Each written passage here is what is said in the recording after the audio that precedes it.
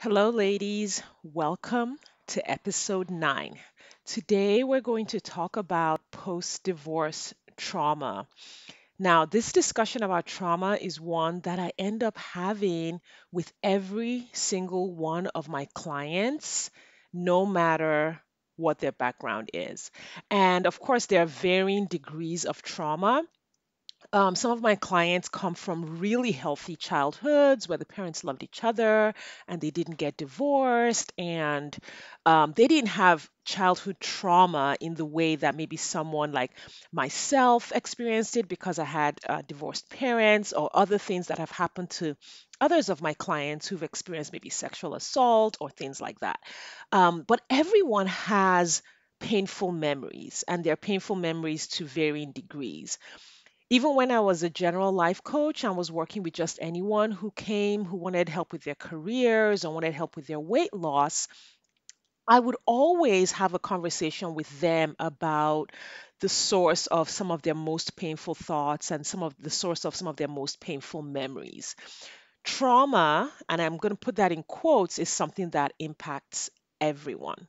But there's a special kind of trauma that impacts women who have gone through divorce, and then there's a level of trauma if you were married to someone who was narcissistic or who was abusive, if there was domestic violence in the home or other kinds of really toxic abuse, psychological abuse, emotional abuse, verbal abuse, spiritual abuse, financial abuse can also have just as debilitating an effect on an individual as physical abuse.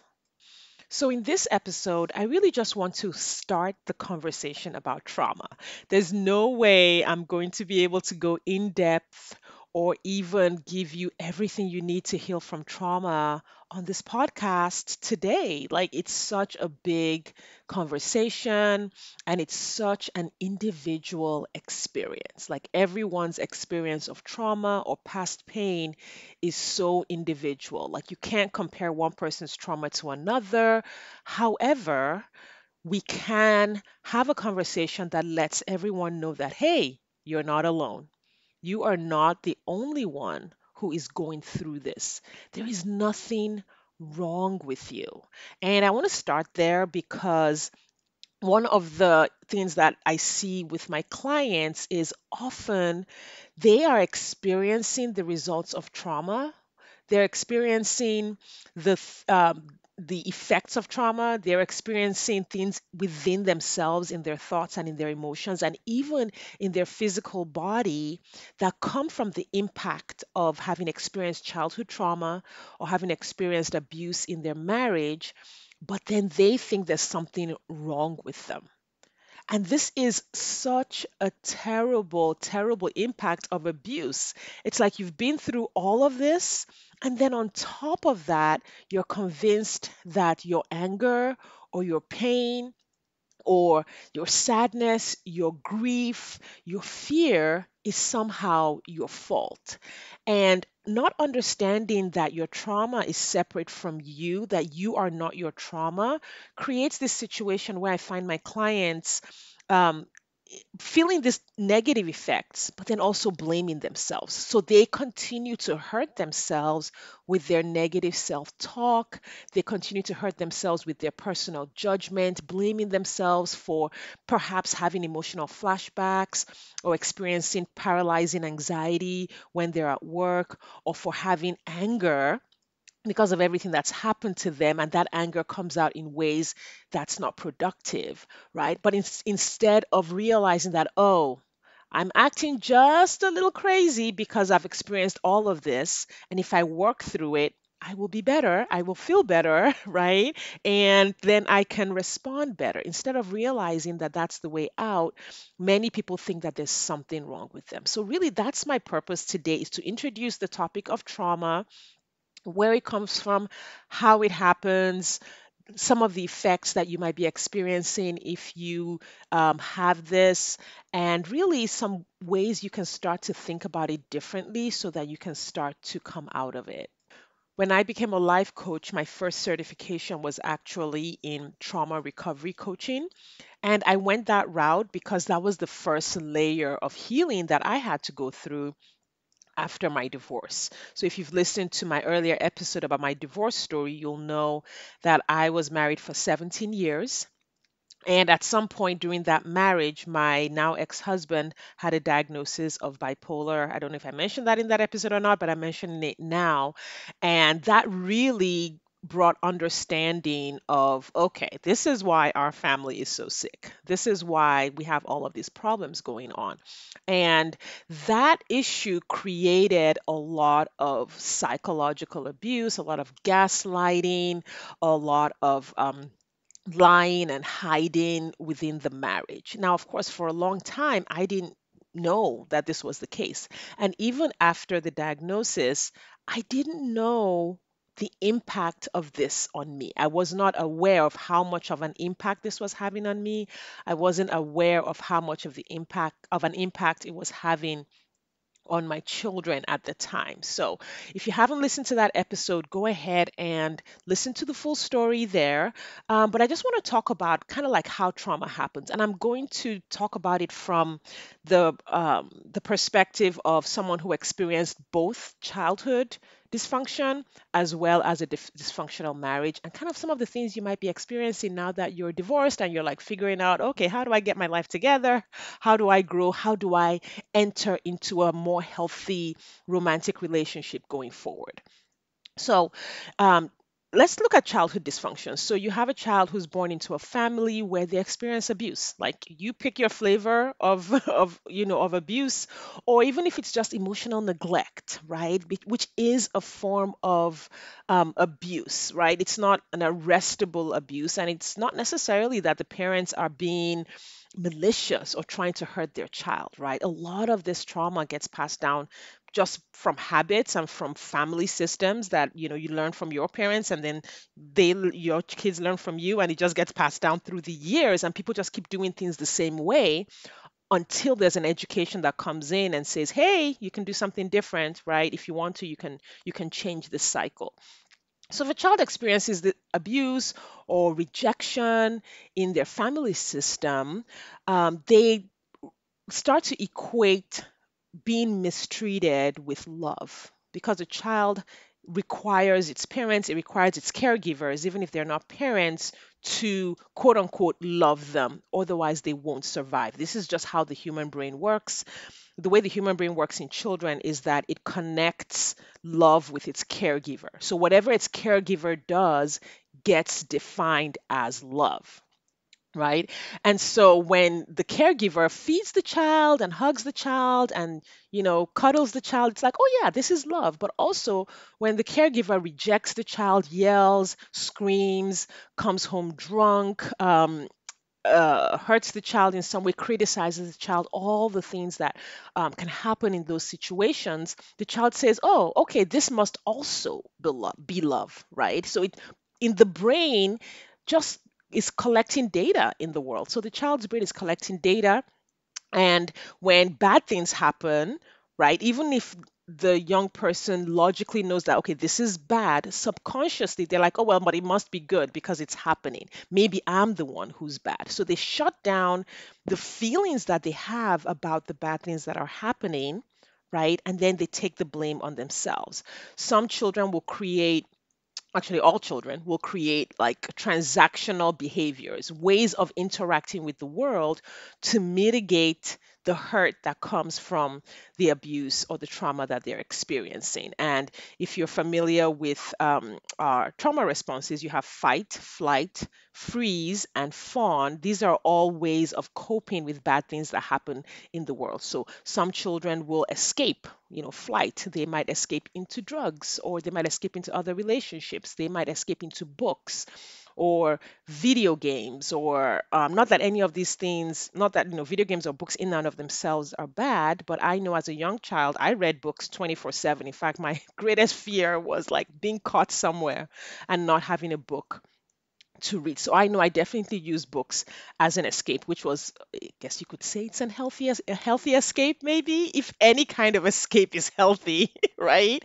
Um, So flight creates behavior patterns of escape because that child's personality just wants to escape from whatever is happening, and they pick something to escape into.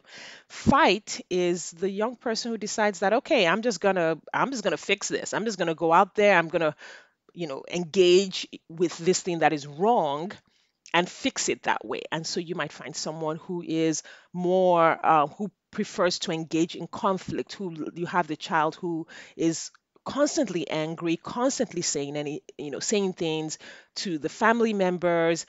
Often in dysfunctional families, this person gets labeled the scapegoat, they get labeled the trouble child, they get labeled the problem child, and the dysfunctional family actually arranges itself so that that person gets blamed for everything that happens. So, this might be the flavor of dysfunction that some of you have experienced. Freeze is paralysis, where you find someone who cannot defend themselves. They just freeze. When someone says something to them, they can't talk back, they can't defend themselves, they don't know what to do. They come back 2 weeks later with what they should have said. Maybe they ruminate and think about things over and over and over again. There's a lot of over analysis and overthinking that happens. And then fawn is the people pleaser. So I have a little bit of a flavor of this, which is you try to make friends with the person who's hurting you in hopes that they will not hurt you anymore. So you see this in people who are conflict avoidant, have poor boundaries, can't say no, always say yes in hopes that they won't get into any kind of a problem with the person that's hurting them. So these are four ways that a child might grow up developing behavior patterns to deal with what it thinks is the whole world, right? So at that time, I guess you could say ages 0 to maybe between 8 and 12, the child is forming these behavior patterns and ways of engaging the world based on the dysfunction that it's experiencing in its family. However, the rest of the world isn't that way. Right? Some of the world is, but not the whole world. And these are certainly not healthy ways of responding because a child was never really meant to grow up in an environment where it was in like on a battlefield, right? And I know some of you will relate to the feeling of growing up in a home that felt like a battlefield, or growing up in a home where you had to walk on eggshells, right? Growing up in a home where you didn't get your needs met, where there was no love, there was no affection, where there was abuse, where bad things did happen. No child was meant to grow up in that kind of an environment, and no child really has a choice in the dysfunctional patterns that they develop trying to survive in that environment.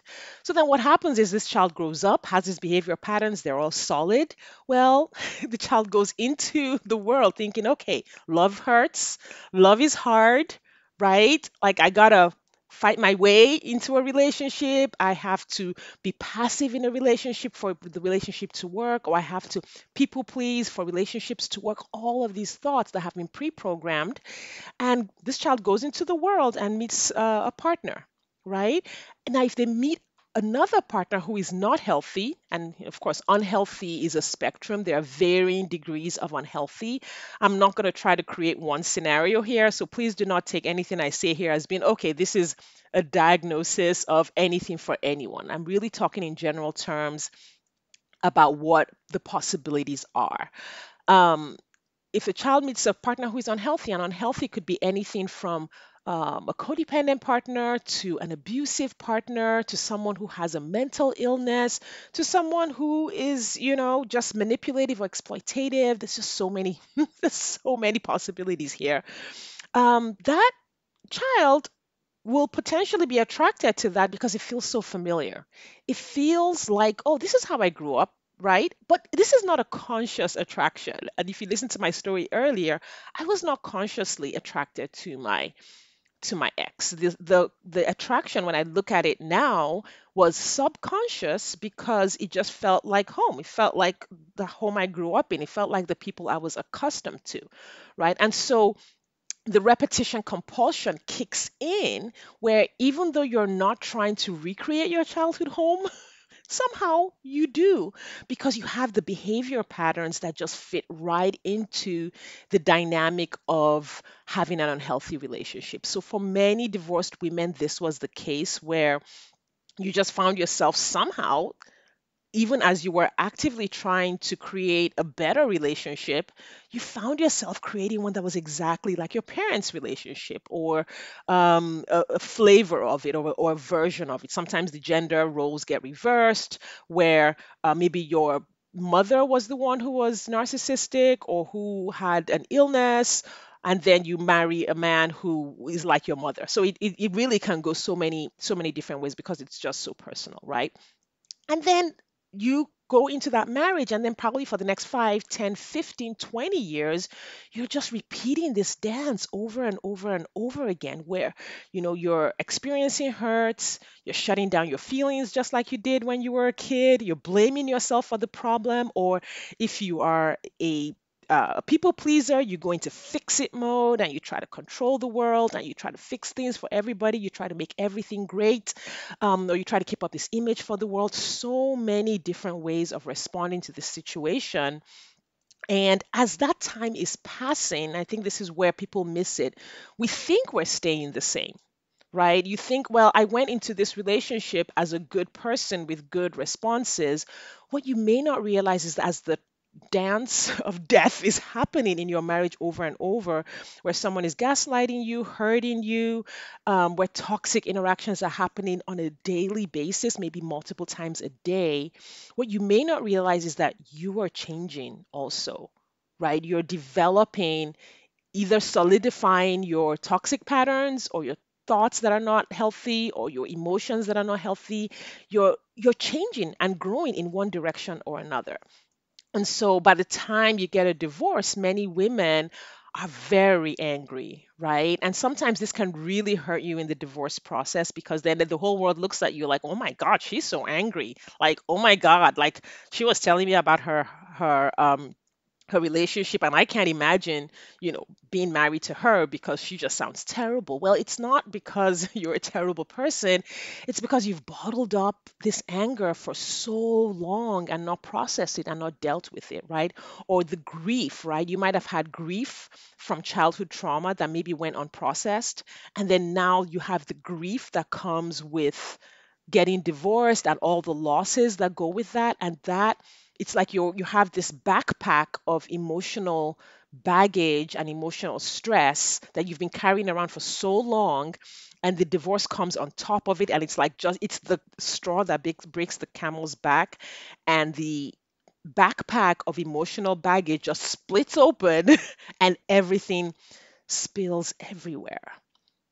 Right. I know that was my experience, was that my emotions during the divorce were just like, whoa, all of them, all the emotions, all the pain, all the anger, all the frustration. And still at this time, I was also experiencing the actual process of having to go through the divorce court to do all these things, moving out of my home, taking care of the kids, having no income, like all the things were happening. But then emotionally, I was also dealing with everything that was coming up from like my entire life, right? And so that is just kind of like, in a really, really tiny nutshell, what post divorce trauma can look like, what it could feel like. So now, say your divorce is over, you now want to create a new and healthy relationship, right? And many people are often frustrated because, their friends tell them, well, you'll just find another person, right? You'll just find another person. They'll forget him. You'll just get someone else. And then when you step out to date, you're like, what's happening? Why can't I find someone better?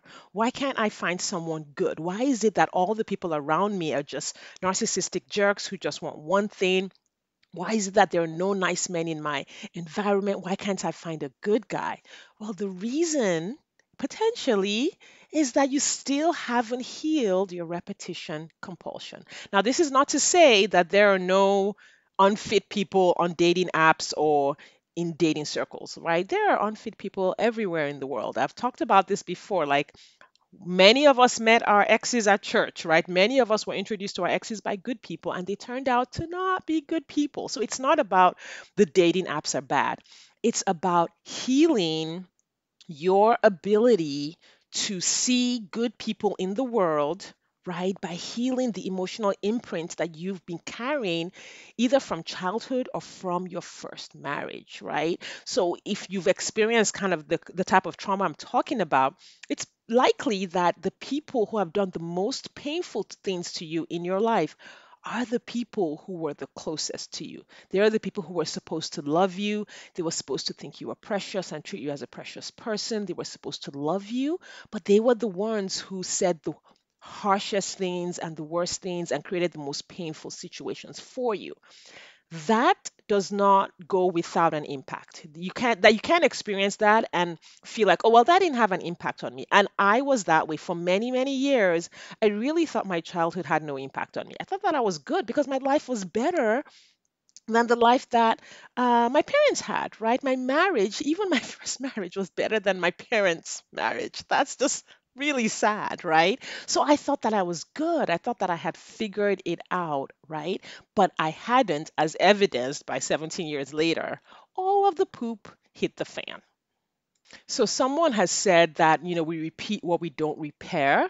And I think that that's true. That's the concept of repetition compulsion is if you don't heal and process what's happened to you in your past, if you don't heal those emotions, if you don't develop new more healthy patterns of thinking, you are very likely, and this is not 100%, many people, go on to just, they know what they're doing. Somehow their brains are wired to like figure this stuff out without any help, without coaching or therapy, and they figure it out and they do it. I have definitely seen a couple of people who have done that. However, I think for most people, if you don't have that kind of clarity right out of the gate, you will repeat what you don't repair, right? Our trauma responses will create patterns of behavior that we carry out into the world and into our relationships. We carry them out into the workplace, right? So, for one, you might not have the ability to have a healthy interdependence with other people where you can ask for help from safe people, right? And receive help without feeling obligated to give other people your firstborn child, right? So that's like the people pleaser, one of the people pleasers types of responses. You might have shame spirals if you were shamed as a child, right?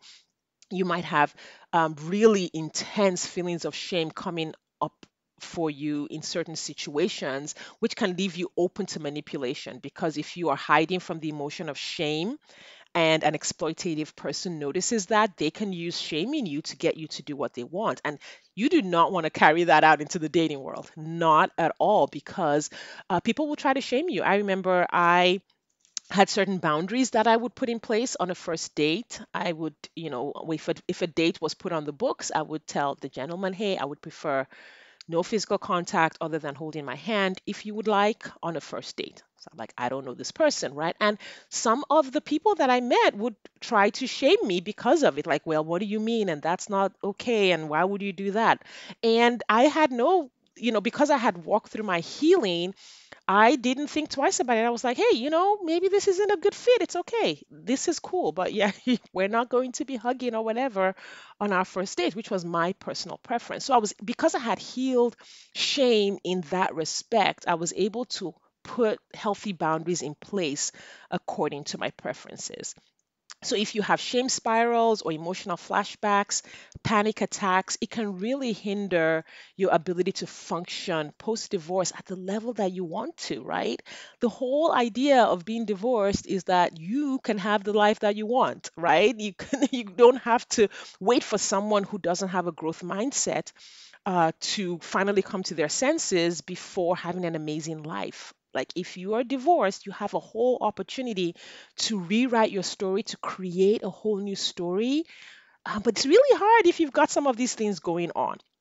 So I really want you to think about what are some things, impacts or emotional baggage, whatever word you want to use for it, trauma, behavior responses, patterns, difficult emotions that I am carrying that could potentially have come from my childhood or could have come from what I experienced in my marriage. And just self reflect on whether it's a possibility that you could run faster and achieve more and enjoy life more if you worked through healing those experiences.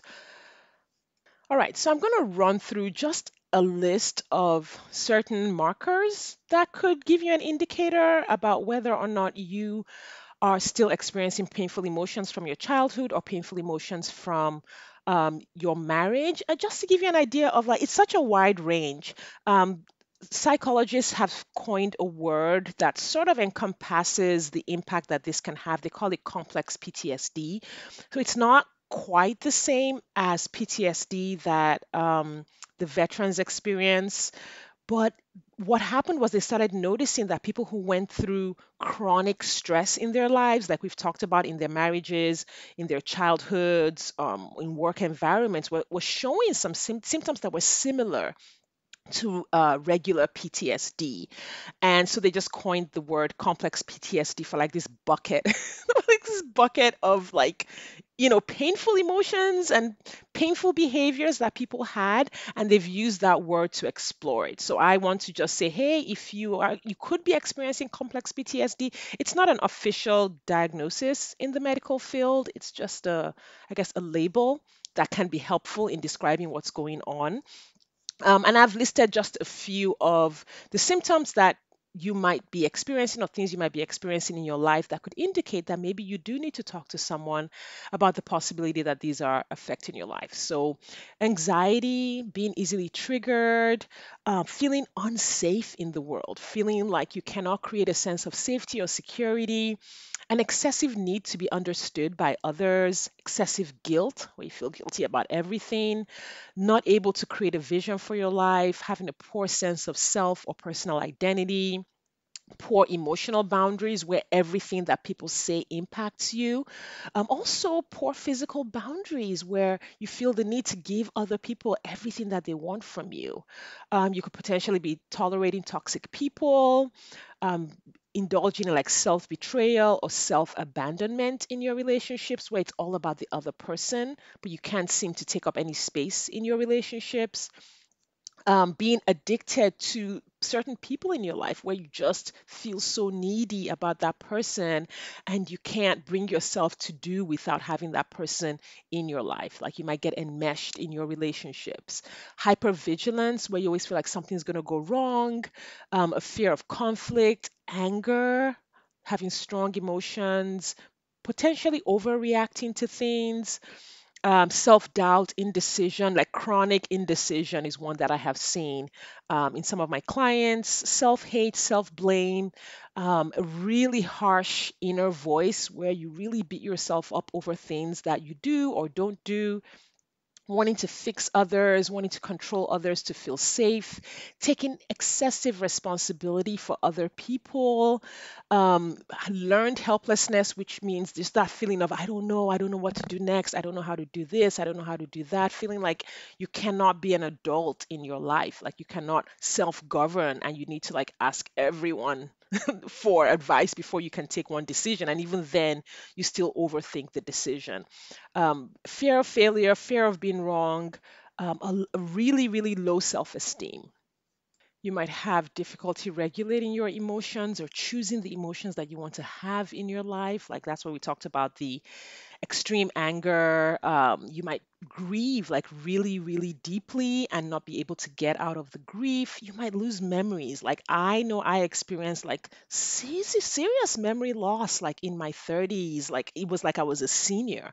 And after I walked through healing and getting healthy again, like all of that loss of memory or like not remembering things, walking into a room and forgetting why I came, all of that disappeared when I worked through my own symptoms and impact of trauma. You might feel detached from yourself. You might feel numb, like unable to feel anything. See, that's like the other side of the spectrum where you're so detached from yourself and from your emotions that you don't feel anything. For sure, all of these will culminate in having difficulty in relationships, right? Difficulty trusting others, difficulty trusting good people, or even a tendency to trust people that are not trustworthy. Like it is so crazy how these symptoms, from a logical perspective, you'd be like, well, why would I do that? It's because it's a trauma response. It's something that needs to be processed, needs to be worked through. So that kind of opens the conversation about trauma.